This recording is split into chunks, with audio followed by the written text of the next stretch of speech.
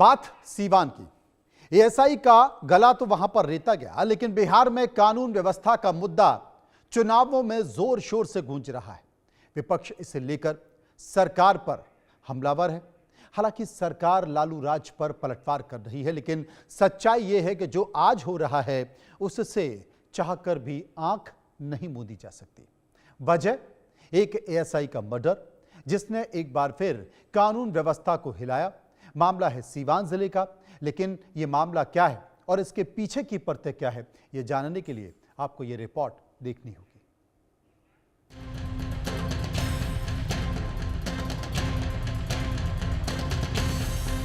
तस्वीरें बिहार के सीवान जिले की हैं। पुलिस का यह मजमा किसी चुनावी ड्यूटी का हिस्सा नहीं, बल्कि अपने ही एक साथी की मिली लाश से उठ रहे सवालों की वजह से है, जिसमें उसके कत्ल की कहानी गुम है, जिसने बीच चुनाव एक बार फिर कानून व्यवस्था को कटघरे में खड़ा कर दिया है। क्योंकि वारदात जिस तरह से अंजाम दी गई वो ये बताती है कि ये महज एक गुनाह की साजिश का हिस्सा नहीं, बल्कि उसके भीतर छिपी कई परतों का पूरा पुलिंदा है। दरोदा थाने में तैनात एएसआई अनिरुद्ध की लाश पहले तो इलाके के लिए पहेली बनी, फिर पुलिस के लिए भी, क्योंकि हत्या के पहले वो सिविल वर्दी में निकले थे और इसके बाद दरोदा थाने के एक गांव नवका टोला के अरहर के खेत में उनकी लाश मिली।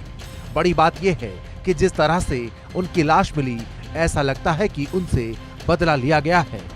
अपराधियों ने एएसआई अनिरुद्ध कुमार का चाकू या वैसे ही किसी धारदार हथियार से गला रेत दिया था। हत्या से पहले अपराधियों ने दारोगा के हाथ और पैर बांध दिए थे। शक है कि पहले दारोगा की जमकर पिटाई की गई, उसके बाद किसी धारदार हथियार से एएसआई अनिरुद्ध कुमार का गला रेत दिया गया। मौका वारदात के पास से पुलिस को कुछ सुराग भी मिले हैं। चूंकि दारोगा अनिरुद्ध कुमार की लाश सिविल ड्रेस में मिली है, उन्होंने हत्या के वक्त वर्दी नहीं पहनी थी।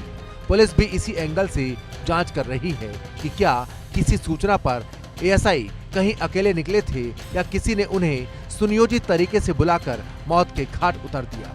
मूल रूप से दरभंगा के रहने वाले अनिरुद्ध छठ पर अपने परिवार को छोड़ने घर गए थे। परिवार को घर छोड़ने के बाद सीवान लौटे थे। फिलहाल पुलिस पूरे मामले की जांच कर रही है। Bureau report, India news.